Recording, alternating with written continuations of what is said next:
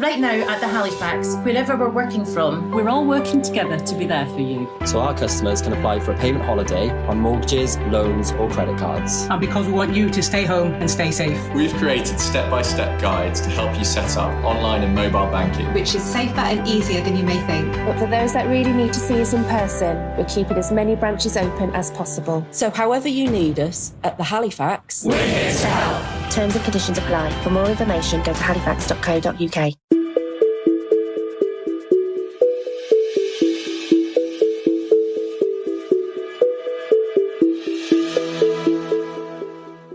Hi, and welcome back to the Unseen Podcast, a podcast dedicated to missing people, unresolved cases, and UK true crime. I just want to apologise as I have a bit of a cold today, so if I sound a little off, that's why. Today we are going to be exploring a case that has been suggested to me before, but has been chosen by our patrons. The death of Hubert Chevis in 1931 has long been an unsolved mystery, as the circumstances in which it occurred were both unusual and strange. It was clear that someone wanted to hurt Hubert, but who was this person and why? As always, this episode contains descriptions that some listeners may find distressing, so listener discretion is advised. Hubert Chevis was born in 1902 to Sir William Chevis and his wife, Lady Amy Florence. At the time of Hubert's birth, the couple were living in the city of Rawalpindi in India. Rawalpindi had been captured by the British in the middle of the 19th century, and a military garrison was established there in 1851. Rawalpindi grew to be the third largest city in the Punjab area by 1921 and became a large military centre due to many British soldiers being posted there when they first arrived in India. It is now part of the Punjab region of Pakistan. Hubert therefore spent the first years of his life in India before returning back to the UK. He attended Charterhouse School in Surrey before graduating from the Royal Military Academy in 1923 as a second lieutenant. Hubert then went to work as an instructor at the Aldershot Training Camp in Hampshire. In 1931, Hubert was 28 years old and had recently got married to his wife Frances, who was 29, and a wealthy heiress, having been married before. Hubert and his wife lived in a bungalow close to the Blackdown camp in Camberley in Surrey. The couple were enjoying their married life and they enjoyed entertaining others at their home, often hosting dinners and parties. This is what the couple decided to do on the 20th of June 1931, when they invited some friends round for cocktails. They had plans to have dinner and then attend the military tattoo that was happening that night. The couple had the cocktail party and when their friends left, they sat down to eat their dinner. Their cook, Ellen Yeomans, had prepared a Manchurian partridge, and it was taken through to the couple in the dining room. Frances carved the partridge on the sideboard and served it first to Hubert, and then she put some on her own plate. It's reported that Hubert took a bite of the meat, but immediately said the bird was terrible and that he wanted it to be taken away. Frances also tasted some of the meat and agreed with her husband, saying that she didn't want to eat any more. Hubert ordered that the birds were taken away and destroyed, in case his dogs got hold of them.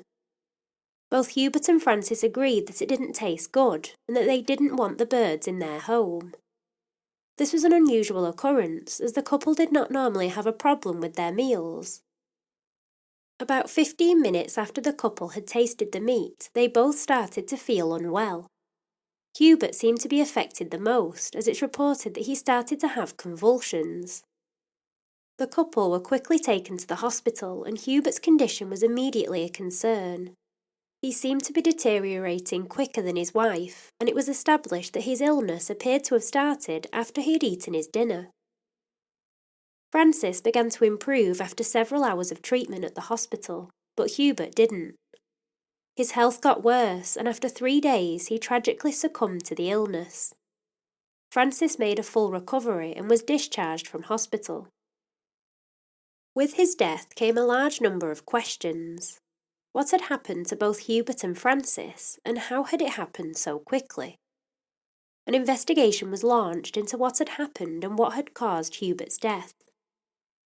The idea that the death could have been in any way linked to the partridge that the couple had had for dinner seemed like an unbelievable theory. However, it was the only link that police had to go on initially. The investigation began by ruling out all other items of food that the couple had had with their dinner. Detectives then began looking into the rest of the partridges that had been purchased in the same order as the one that Hubert and Frances ate, and questioning the other people who were at the house that night, including staff.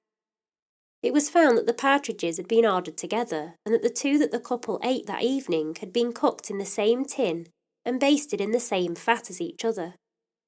When Frances was questioned about the events leading up to the incident, she explained that the partridge did taste odd to her as well.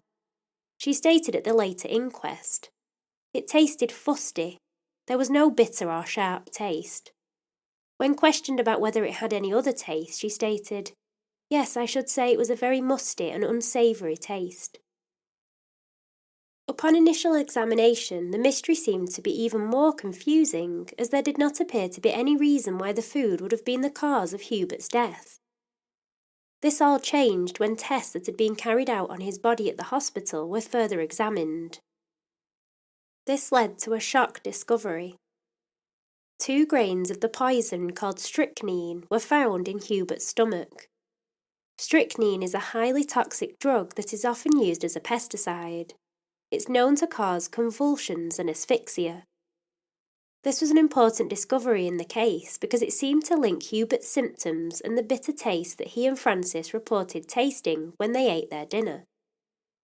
It was clear that Hubert had been poisoned, and that the investigation would now focus on the partridge. Frances had recovered well, and it was evident that this was because she had only tasted the food and not had as much as Hubert. The police decided to examine the shipment of Manchurian partridges from where the Chevis' partridge came from to try and establish if any of the other birds were poisoned. These examinations, however, showed that none of the other partridges contained strychnine or any other poison. As the actual partridge that the Chevises had eaten had been taken away and burnt, as per Hubert's request, this could not be then examined.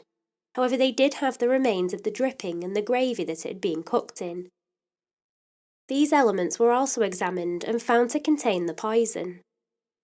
There was also a greater amount of strychnine found in the gravy than the dripping. However, it did prove that the poison was present in the food that the couple had eaten that evening. Only a few days after Hubert's death, a development was made in the case. Not long after the announcement of the death in the newspapers, and at the same time as Hubert's funeral, his father William received a telegram at his home in Bournemouth. The telegram was addressed to Chevis at 14 Argyle Road, Boscombe, Bournemouth. The telegram only contained 3 words, which were, "Hooray, hooray, hooray." This was a horrendous telegram to receive for Hubert's family, who were still dealing with the loss of their son. The insinuation was that whoever had sent the telegram was celebrating Hubert's death. There was a name and an address listed on the back, which simply said, J. Hartigan, Hibernian. The question was, who was this person and why had they sent such a disgusting telegram? Did it have anything to do with his murder, or was it just a hoax? The police took the telegram and began to look closely at the clues that they did have on the message. They began by looking into Hibernian, which is where J. Hartigan was located. Police decided to check the Hibernian Hotel in Dublin to see if there was a connection. It was believed that the person who had sent the telegram must have known of Hubert's death before it was published in the newspapers, as it was sent before these announcements. It was found that the telegram had indeed come from Dublin, and the post office that the telegram had been sent from was looked into, and it was found that the man that sent the message gave a false name and address when asked for them for reference purposes. This unfortunately was not a positive lead for the police. However, there was another tip that came in from Dublin. A man had been spotted who matched the description of the man who had sent the telegram. However, this time he had been seen on the outskirts of Dublin. The man reportedly bought strychnine at the chemist, and did sign the poison register which was necessary at the time to buy drugs like that. When this register was looked into, however, the name given by this man was found to be false and did not exist. Whether these two sightings were of the same man, however, was unknown. This was, of course, extremely suspicious to the police. However, it did not bring them any closer to the identity of the person. The newspapers throughout July documented this development thoroughly in articles, dubbing it the mystery telegram. It did create an air of intrigue about Hubert's death, and the articles documented how a telegram had been sent to his father. Some of the newspapers explain what had happened, while some actually posted a copy of the telegram for the public to see. The decision to publish the telegram actually had some repercussions that could not have been imagined. On August the 2nd, an editor from a London newspaper received a postcard. It simply read, "Dear Sir, why do you publish the picture of the Hooray telegram? J. Hartigan." A couple of days later, on the 4th of August, William Chevis, Hubert's father, received another telegram. This one said, "It is a mystery they will never solve." It was signed off by J. Hartigan, and then the word hooray. This once again was a horrific thing for William to receive, and the manner that the telegram was written sounded like the author was happy to torment Hubert's family. An inquest was opened into Hubert's death that month, when all the information that the police had was laid out. This was reported in the Daily Herald on the 12th of August. Mr. W. J. Francis, the Deputy Coroner for West Surrey, referred to the Hooray telegram and explained all the evidence that the police had. He then went on to say, "I do not know whether it's a lunatic at large or not who is responsible for these messages, and I have no evidence to place before you concerning this." He also referred to the fact that some newspapers had published the telegram in their articles against his own advice. He said, "It was deemed advisable to not produce it at the last adjourned hearing, and not to have it published until the inquiries on foot had been completed. Although we thought this was assured, the telegram was published without consulting me or my officer. I cannot help but say that it should never have been done, for whatever source the telegram was obtained." He assured the jury that "I have left no stone unturned to place before you all the information I could possibly obtain in this case." Frances Chevis was questioned at the inquest about the events leading up to her husband becoming ill, and once again explained how they had eaten the partridge and it had tasted odd. She confirmed her husband told the staff to get rid of the bird.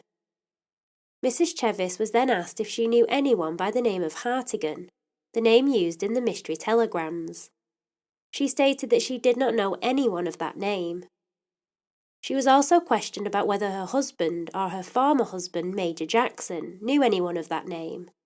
She also said she didn't think they did. She specified that her husband had not changed his will and he was not insured at the time of his death. Important testimony came from Dr. J. H. Ryfel, a Home Office consultant. He analysed both the gravy and dripping from the roasting tin at the Chevises' home, and several items that had been taken from both Hubert and Francis when they were taken ill. He explained that there was a large amount of strychnine found in the gravy and dripping. The other items examined from the couple had around 0.3 of a grain of strychnine contained on them. He concluded that the partridges must have had around 2 grains of the drug contained in them, to which the coroner said that the proportion of strychnine found in the partridges must have therefore been quite high, as only a small amount of the meal was eaten. He confirmed that there had been 2 grains of the poison found in Hubert's stomach, while half a grain is a fatal dose. Dr. Ryfel went on to explain to the jury that he didn't believe that the partridge had ingested the poison while it was alive, as it would not still have been in its system, but rather it must have been injected into the bird after it had already died. He confirmed that he had tested 3 other partridges from the cold store where the Chevises' bird had been sourced from, and none of those tested positive for strychnine. Hubert's cause of death was listed as asphyxia following strychnine poisoning. This, Dr. Ryfel said, was due to the poison being absorbed slowly into the body, causing Hubert to suffer respiratory problems. Francis's symptoms came on later because she had eaten less of the meal.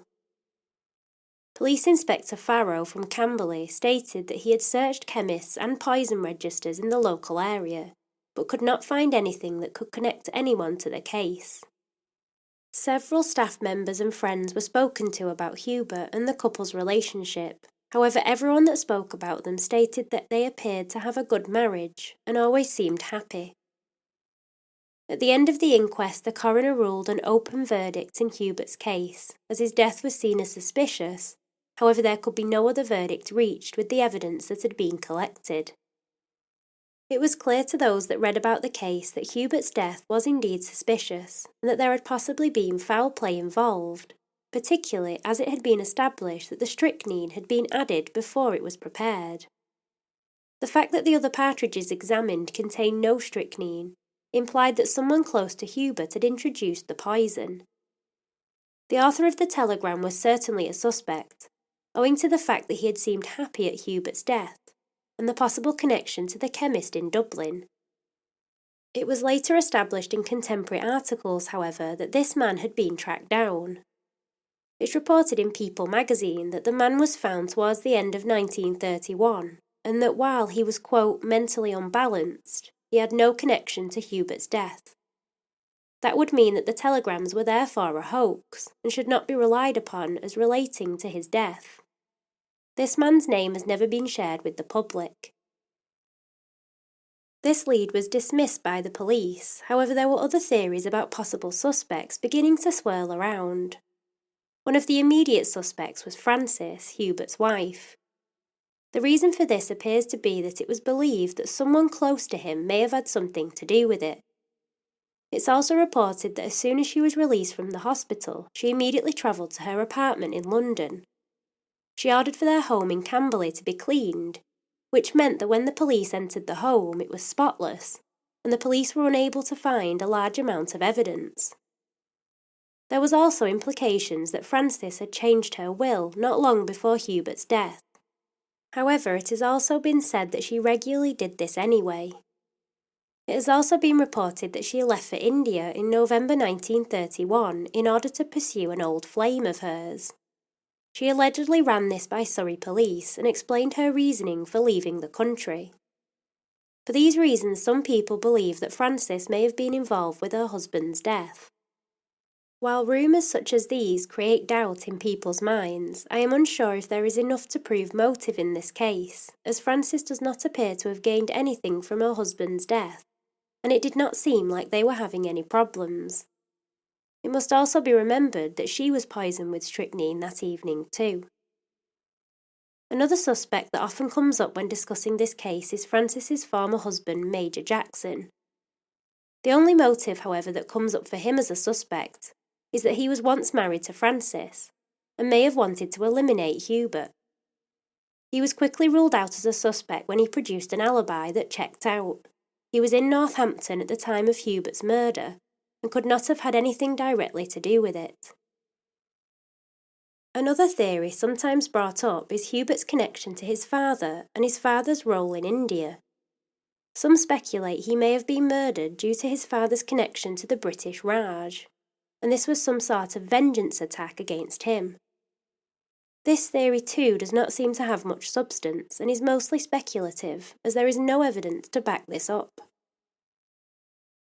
Over the years, Hubert's death has captured the imagination of the public, mainly due to the way in which he died.